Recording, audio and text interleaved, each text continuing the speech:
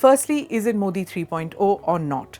The opposition thinks not, as their view is that Narendra Modi leads an NDA government and the BJP does not have a complete majority on its own.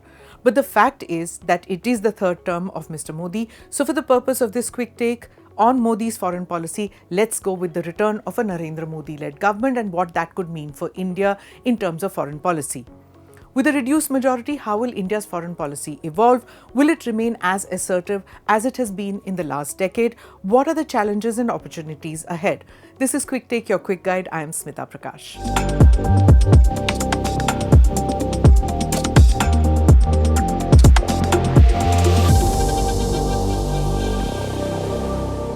In the last 10 years, India has become a formidable player in global politics. From prioritizing India's interests and advocating for peace and dialogue in the Russia-Ukraine war to becoming a key voice of the global south, New Delhi has made significant strides.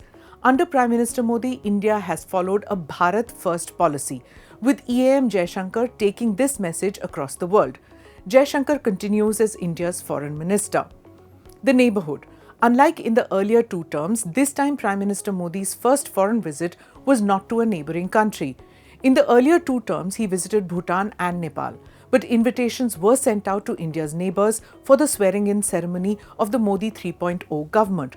In that neighbourhood first policy continues, minus Pakistan of course. That too is not expected to change much. Efforts were made to address issues with countries like Bangladesh, Sri Lanka, the Maldives, Nepal and Bhutan and foster people-to-people exchanges that are expected to continue. There are issues that need ironing out with, say, the Maldives. The Maldivian president attended PM Modi's swearing-in ceremony despite his harsh India Out campaign before being elected. India's steadfast ally, Sheikh Hasina, will continue to have the Modi government backing her as she wades through domestic crisis with student unrest. Afghanistan will probably see more of the same. With China, there seems to be a rethink on trade issues, while the border situation still remains unresolved. Myanmar will see a wait-and-watch situation. On Sri Lanka, there's been a marked improvement of ties, which Modi 3.0 will build on. Voice of the Global South. India emerged as the strong voice of Global South in Modi 2.0. New Delhi's leadership in forums like BRICS and G20, along with its engagement in UN discussions on climate change and peacekeeping, has made it a key advocate for the Global South. India is expected to raise concerns and aspirations of nations on the international stage in Modi 3.0. There was a subtle shift in the narrative that was visible in the second half of Modi's second tenure. From positioning India as Vishwa Guru, the approach shifted to Vishwa Bandhu, a global friend or ally. That found resonance with the African Union, which became a full member of the G20 during the tenure of India's stewardship of the world body. India-US ties. With Joe Biden dropping out of the presidential race and Kamala Harris to be the Democratic candidate, Modi 3.0 will have to deal with the likelihood of a person of Indian origin in the White House. Donald Trump and PM Modi have had warm ties, but if Trump is in the White House by early next year, his stand on tariffs vis-a-vis India could be a thorn in the flesh. New Delhi and Washington DC ties have been steady in the last 15 years, and both countries have shown that they have developed an ability to manage differences between them effectively, including the recent Pannun controversy. Both countries need each other. India can help the US win its race against China for technological dominance. In return, New Delhi can secure military deals and US silence on its ties with Russia. FTA.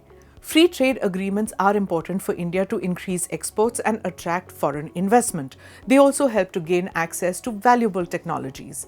India plans to continue forming new FTAs and aims to finalize agreements with the UK, the EU and Bangladesh. India does not have FTAs with Russia or China, even though it relies on them for a variety of reasons. Russia has become India's new source of energy. While China's economy is slowing down, India's economy is growing. The relationship between these two will likely remain tense. Middle East. The Middle East is a key part of India's foreign policy, providing economic benefits and strategic advantages. Attacks in the Red Sea and blockages of the Suez Canal are seriously affecting India's trade. peace in the Middle East is vital for India's trade and connectivity. The India-Middle East-Europe Economic Corridor, IMEC, which saw the light of day in Modi 2.0, will probably pick up speed, but that all depends on the security situation in the Middle East. Overall, there's a very little chance of any changes in terms of foreign policy in Modi 3.0. India is likely to continue its assertive Bharat First approach.